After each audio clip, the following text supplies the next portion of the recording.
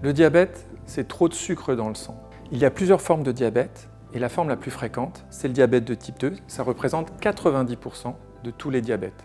Les autres formes de diabète, c'est le diabète de type 1, des formes un peu plus rares de diabète et les diabètes gestationnels pendant la grossesse. Le diabète de type 2 est insidieux, c'est-à-dire qu'on peut vivre avec un diabète de type 2 sans le savoir pendant des années et des années.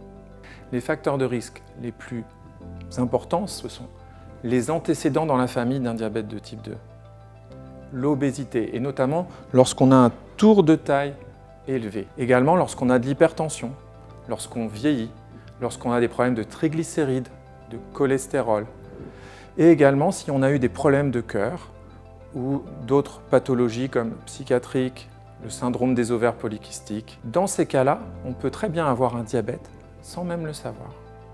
Et il faut donc s'adresser à son médecin pour faire un dépistage par une mesure du taux de sucre dans le sang. Dans quelques cas, on peut avoir des signes cliniques de ce diabète lorsqu'il est assez évolué. Le signe le plus fréquent, c'est avoir envie d'uriner très fréquemment, ce qu'on compense par une prise de boissons abondante. Le traitement principal, c'est l'hygiène de vie tout d'abord. On va essayer de perdre du poids, on va aussi travailler sur la qualité des aliments et puis augmenter son activité physique. Après, le médecin va vous proposer des médicaments. On a des médicaments qui vont être pris par voie orale, donc des cachets, mais aussi on peut avoir des traitements injectables et maintenant on a des traitements injectables toutes les semaines, ce qui facilite la prise.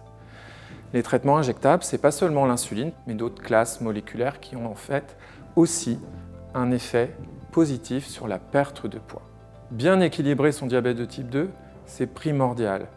En réalité, si vous gardez des taux de sucre élevés pendant longtemps, et souvent on n'a pas trop de signes, votre corps va souffrir de ce taux de sucre élevé dans le sang. Pourquoi?